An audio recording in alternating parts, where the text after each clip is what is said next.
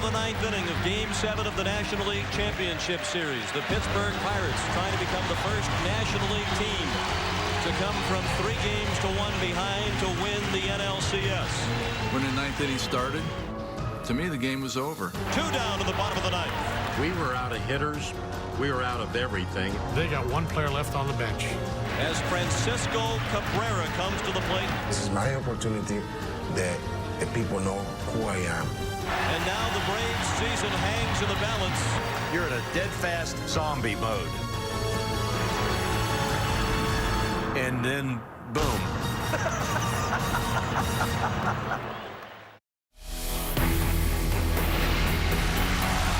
There's a fly ball deep to left. It's on its way. There it goes. And the Yankees are going to the World Series.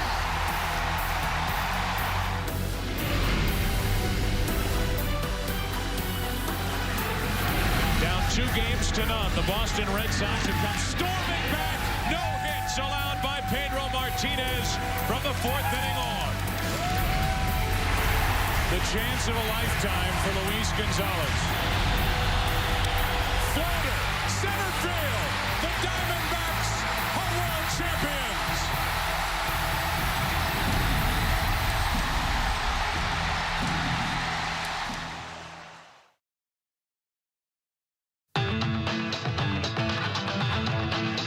Two passionate baseball cities whose teams were on the top of the baseball world in the early 90s, the Pittsburgh Pirates and the Atlanta Braves, had ruled the National League for the past 2 years. In '91, the two teams had waged an epic 7-game showdown in the NLCS, with pitching the difference as Atlanta shut out Pittsburgh in games 6 and 7. And that's it for Atlanta. And John Smoltz has pitched Atlanta into the World Series. It was an unforeseen run for the Braves that year, from worst to first. But in the end, it fell just short. The Twins are going to win the World Series. The Twins have won it. The series defeat erased some of the joy from the Braves' remarkable year. Have you met with your club? Well, we really haven't had time. I think everybody's a little bit frustrated and mad right now. Felt like we should have won the ball game tonight, but we didn't. We'll be okay. We'll be ready next spring. Were they ever? Winning 98 games on their way to the 92 division title, their 2nd straight. Fly ball, center field. Otis Nixon is there. Atlanta fans everywhere. Let the celebration begin again. For Pittsburgh, the 92 season brought them their 3rd division title in a row. But postseason success had not followed. For in 1990, they lost to the Reds in the LCS, and 1 year later, fell to Atlanta. You know, this is getting a little rough for me. I had to do it last year, and I'm certainly very disappointed. Motivated by previous setbacks, both teams entered the 92 season hungry to succeed. 2 great years, teams competing at the ultimate level. And then, of course, in 92, you just see this crash course happening all over again. Bonds making the throw. He's on the mark. See you later. In reality, though, the franchises were headed in different directions. With a balanced offense and a young pitching staff that was best in the majors, Atlanta was a new baseball power that had ignited the city. We had gotten baseball rejuvenated back in Atlanta. The fans were into it, and so it was very exciting for the players. I mean, I was a first base coach, and my runner couldn't even hear me. I'd stand next to him. That's how loud it was. That whole period of time were really, really exciting. The Pirates, on the other hand, were a talented team that appeared to be living on borrowed time. After 91, we lost John Smiley, a 20-game winner, to Minnesota. We lost Bobby Bonilla, an all-star, 100 RBI guy, to the Mets. Pittsburgh did still have multi-talented MVP Barry Bonds and had received an injection of youth in the form of rookie knuckleballer Tim Wakefield. They can put the K's up. This is beginning to look like New York and Doc Gooden. Wakefield was a revelation, going 8-1 since his debut in late July. Every time he pitched, we won. And the guys knew that it was going to be a quick game. He was going to throw strikes, and they weren't going to hit him. Still, there was no avoiding the fact that in Pittsburgh, change was on the horizon. there's no doubt about it, Barry Bonds is going to leave Pittsburgh. The Pirates management said there's no way we can sign him. They were going to lose Bonds. They were going to probably lose Drastic. That was the setup going into the series. The Braves were back for a second straight year, but the Braves had all this promise, all these promising young players, and the Pirates didn't. The Pirates were kind of in a back against the wall situation. Coming up next. I mean, it was like my mother just died. I mean, I really had no joy, no excitement. As the Pirates and Braves ready to clash in the LCS for the second straight season, one man had conflicting emotions. Andy Tomlin going by. Sid Bream, first baseman. Sid Bream had ties to both teams, having spent 6 seasons with Pittsburgh before joining the Braves. When I left and I went down to Atlanta, it was a very, very difficult time for my wife and I to face the Pittsburgh Pirates and do anything good. Sid Bream waiting. Right field, and is headed towards the wall. I hit my first grand slam against the Pittsburgh Pirates, Bob Patterson. I mean, it was like my mother just died. I mean, I really had no joy, no excitement. As the series got underway, it was Sid who led the charge against his former team.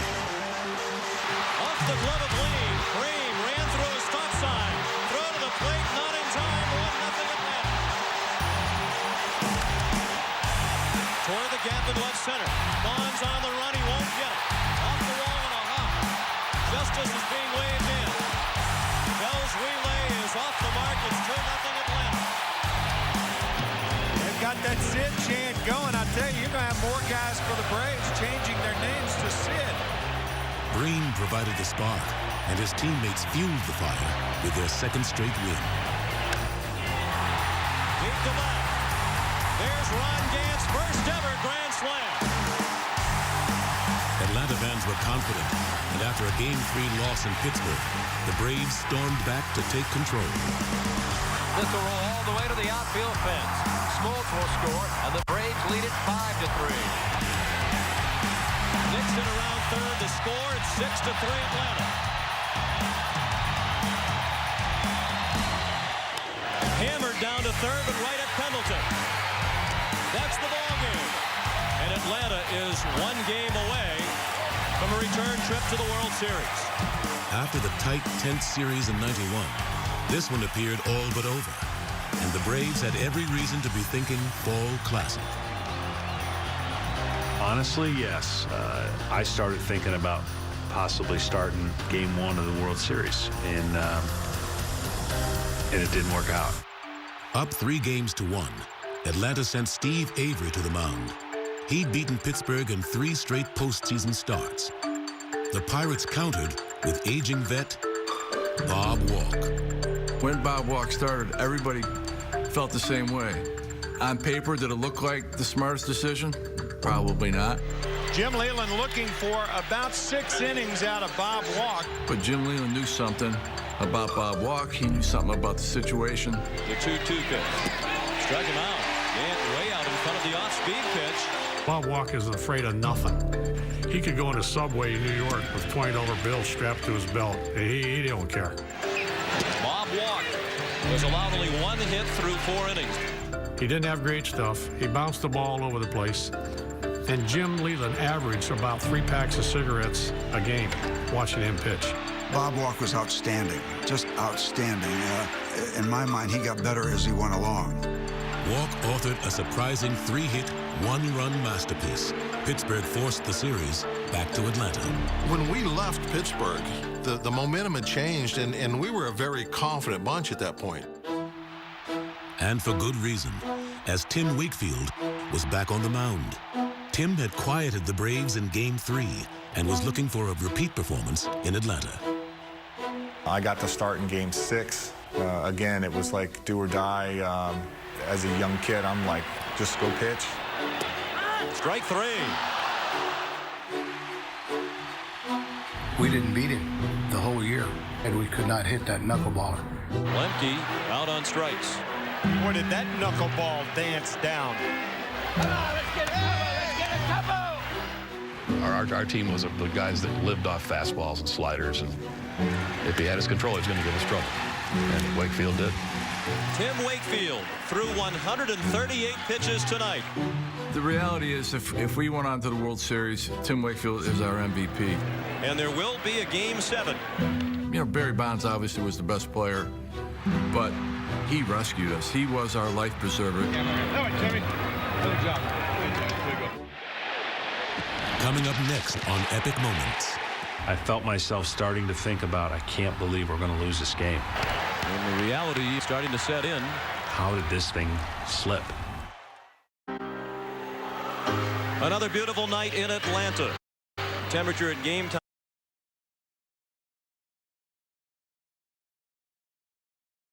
This copyrighted telecast is presented by the authority of the Office of the Commissioner of Baseball and may not be reproduced or retransmitted in any form. And the accounts and descriptions of this game may not be disseminated without express written consent. Another beautiful night in Atlanta. Temperature at game time near 70 degrees. Ideal conditions for the sellout crowd to watch Game 7. I think all of us would sit there and say that we believed that we could win the ball game, but I think if you really down deep in our hearts, I mean, you understand where momentum has shifted. But the Braves had John Smoltz on the mound, who had already beaten Doug Drabek twice in the series. Got him with a breaking ball. But on this night, the Pittsburgh starter looked every bit like the ace of the Pirates staff. Drabek has retired the first 5 Atlanta hitters tonight. Now the 2-2. Check swing. It's a strike nonetheless. Early in the game, John McSherry fell ill, a development that could impact the pitching. We have reason to believe that home plate umpire John McSherry is not feeling well. During the break between innings, he took a seat. John McSherry loved Doug Drabek because he threw strikes. But in that game, what people fail to remember, John McSherry did not finish the game. I think he's going to give up at least the home plate umpiring responsibilities because he has sent Randy Marsh off the field, and he'll probably return wearing the home plate umpire's equipment. And Randy's a great umpire, but a different strike zone. John was very generous. Randy was not as generous. But the change behind the plate seemingly had no effect on Doug's performance. 2-2 pitch. Struck him out. Blew him away with the fastball. For the third straight game, a Bucs starter was handling the Braves and messing with their heads. What it does is it creates doubt in the Braves' mind whether they have the capacity to score, if they're going to score. The Pirates had scored first in the first. Pulled across with the first run of the ball game. And added one in the 6th. Up the middle. Lemke can't get it. And the Pirates lead 2-0. Even though we were down 3-1 and we didn't have the same amount of talent we had the previous year, I really thought we were a better baseball team. And it's hard, you know, to quantify that. Van Slyke dives and makes a great catch. I'm just talking about the mental approach, the feeling that you had that we're going to win this series. For the struggling Braves, the prospect of an epic collapse was beginning to take on an air of reality. At that point, I felt myself starting to think about, I can't believe we're going to lose this game. And the reality of the 2-run deficit starting to set in. Like, how did this thing slip? But in the Braves' bullpen, their seldom-used third-string catcher was keeping hope alive. You know, I think that we're going to win this game. I got the feelings, you know, and I think that I'm going to be involved in that. Cabrera had the confidence, but Pittsburgh had the 2-run lead, one that could have conceivably been even bigger. The Pirates leave the bases loaded without scoring in the 7th. We didn't score the runs that we really should have. Merced to the plate, and he is out at home. We didn't take advantage of some things early in that game to pad our lead, and we still think about that to this day. As the game moved into the 9th, it remained in Drabek's hands. I think Jim Leyland is going to go with Drabek from here on out. It's up to him to win it or lose it. Doug batted in the top of the frame, setting the stage for a dramatic bottom of the 9th. Everything was going good. Everything was just like we wanted. 9th inning, couldn't ask for anything better. Sometimes whoever's up in the bullpen will tell you who is coming into the game. Drabek hitting right now is telling you who's staying in the game. Coming up next. And it is indeed now or never To me, the game was over, and we were going to go and play in the World Series. That was the headline in today's Atlanta newspaper. And it is indeed now or never for the Braves. At the end of 8.5 innings, boy, we were riding the wave pretty high. I mean, the energy in the dugout was like, it was magic. Uncle Willie. To me, the game was over, and we were going to go and play in the World Series. It's been a disappointing championship series for Pendleton. I started the inning off, and I walked to the plate with the idea of I don't care if I have to walk. My biggest thing was just to get on base. Pendleton pulls it down the right field line, hooking toward the corner. It is a fair ball. Pendleton on his way to second with a leadoff double. That's when you started to go, whoa. And then things happened. Round into the right. Booted by Lee. Pendleton to third on the play. You smelled something going on when Jose Lean made that error. A man who has made only 6 errors during the regular season. And it could turn out to be the biggest error of his life. A walk to Sid Breen spelled the end of Drabek's heroic effort.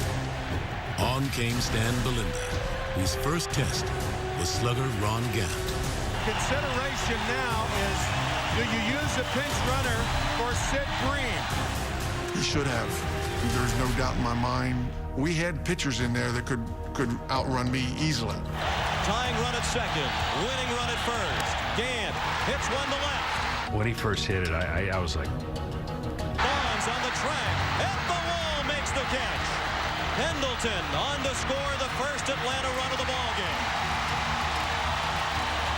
And now a double play with the slow-footed Berryhill at the plate sends the Pirates to the World Series. The Pirates' new pitcher was about to feel the impact of the home plate ump, who had replaced John McSherry in the second inning. A bit inside, perhaps just low. For Randy Marsh was known for having a tighter strike zone. That little box they have now on TV, balls are in that box.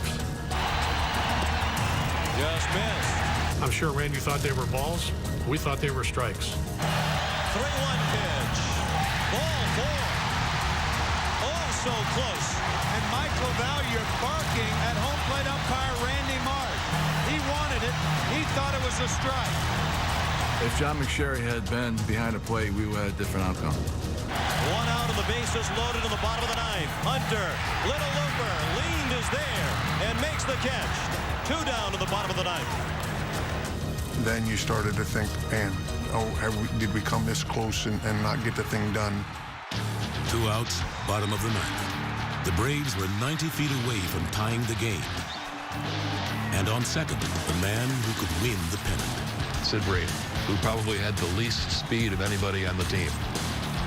And at the plate was that third-string catcher whose confident premonition innings earlier belied his lack of experience, having had just 11 plate appearances during the regular season.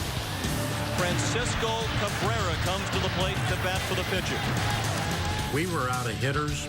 We were out of everything, and we unloaded the revolver, shot all the bullets. A most unlikely man in the spotlight for Atlanta. Francisco Cabrera, a guy who you wanted up there. 25-year-old Francisco Cabrera, who takes ball 2, 2-0. Few would ever have picked Cabrera to be a postseason hero, but his confidence was high. I was thinking that I might get the chance because we know how to know tomorrow. If I got the opportunity to go there and hit, I'm going to get the hit. The 2-0 pitch. Well hit, but hooking fouled it left.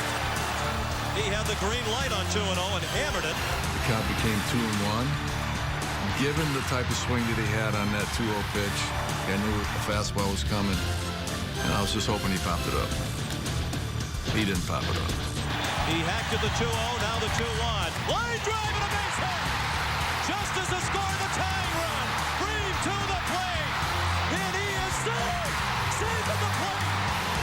After I saw Randy Marsh give the safe sign, I mean, it was just, basically a relief and a joy.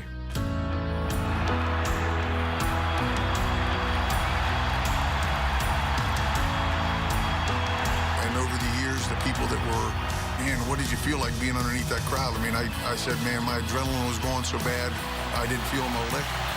This place is bedlam. I think I actually was in total denial, even when Sid Breeden was crossing home plate. Probably like the Germans when they were sitting on the banks of the Rhine seeing the Americans coming. I knew it was over.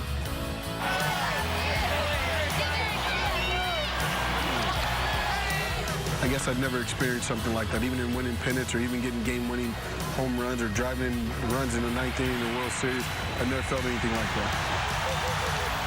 It took a few seconds to really have that get into my mind that the game is over and there's nothing you can do. You can't call timeout. You can't do anything. Francisco Cabrera, who had only 10 at-bats in the major leagues during the regular season, singled through the left side, scoring Sid Breeden.